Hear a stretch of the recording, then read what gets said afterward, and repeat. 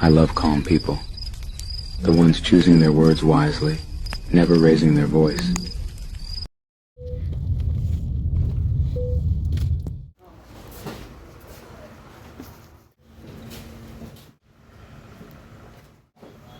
ألف لام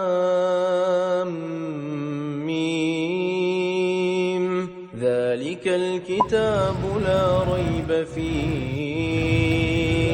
هدى للمتقين الذين يؤمنون بالغيب ويقيمون الصلاة ومما رزقناهم ينفقون والذين يؤمنون بما أنزل إليك وما أنزل من قبلك وبالآخرة هم يوقنون أولئك على هدى من ربهم وأولئك هم المفلحون إن الذين كفروا سواء عليهم أأنذرتهم أم لم تنذرهم لا يؤمنون ختم الله على قلوبهم وعلى سمعهم وعلى أبصارهم غشاوة ولهم عذاب عظيم ومن الناس من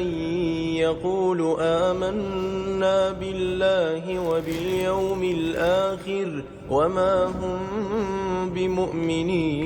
بمؤمنين يخادعون الله والذين آمنوا وما يخدعون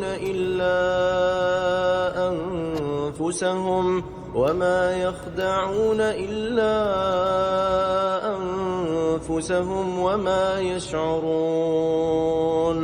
في قلوبهم مرض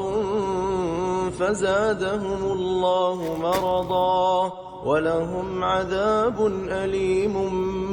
بما كانوا يكذبون وإذا قيل لهم لا تفسدوا في الأرض قالوا إنما نحن مصلحون ألا إنهم هم المفسدون ولكن لا يشعرون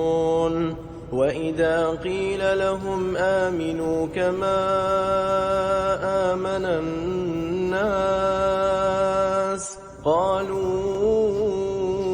أنؤمن كما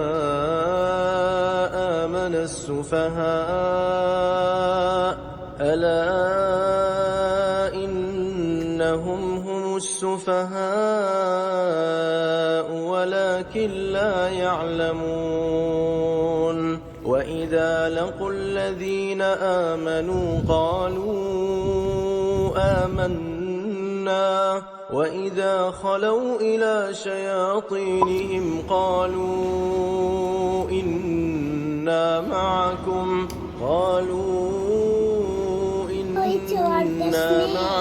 إنما نحن مستهزئون الله يستهزئ بهم ويمدهم في طغيانهم يعمهون أولئك الذين اشتروا الضلالة بالهدى فما ربحت تجارتهم وما كانوا مهتدين مثلهم كمثل الذي استوقد نارا فلما أضاءت ما حوله ذهب الله بنورهم وتركهم في ظلمات لا يبصرون صم بكم عمي فهم لا يرجعون أو كصيب من السماء فيه ظلمات ورعد